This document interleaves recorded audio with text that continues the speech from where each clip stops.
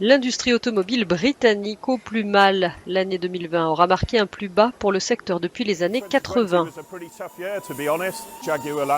Les ventes de voitures neuves ont encore chuté en janvier. À Birmingham, ville clé pour cette industrie, l'entreprise de Neil Clifton fabrique des pièces notamment pour les Land Rover. Elle est touchée de plein fouet par les baisses de production, en cause les bouleversements causés par le Covid, mais aussi les effets du Brexit.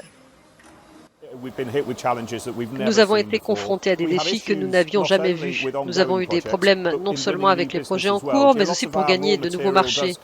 Une grande partie de nos matières premières proviennent d'Espagne et d'Allemagne. Nous avons reçu des commandes pour des livraisons dans les 2 ou 3 mois et nous ne sommes pas en mesure de livrer dans ces délais. Le départ du Royaume-Uni du marché unique européen pose des problèmes à l'industrie. Des retards importants ont notamment été enregistrés dans les ports britanniques, perturbant les chaînes d'approvisionnement du secteur automobile. Une grande partie de ce pays dépend du bon fonctionnement du secteur automobile. Mais à cause du Covid et maintenant à cause du Brexit, cette industrie a été paralysée par moments. Certaines personnes ont perdu leurs moyens de subsistance car des entreprises ont fait faillite. Un nombre important de licenciements est passé inaperçu dans les chaînes d'approvisionnement où de petites entreprises comme celle-ci ont dû réduire leurs effectifs. Tout ce qui arrive d'Europe prend beaucoup plus de temps, ce qui rend les choses plus stressantes.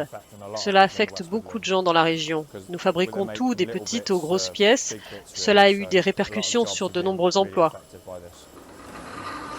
Alors que le début d'année est encore difficile, en 2020, la baisse de la production de voitures au Royaume-Uni s'est traduite par la disparition de 10 000 emplois dans le secteur.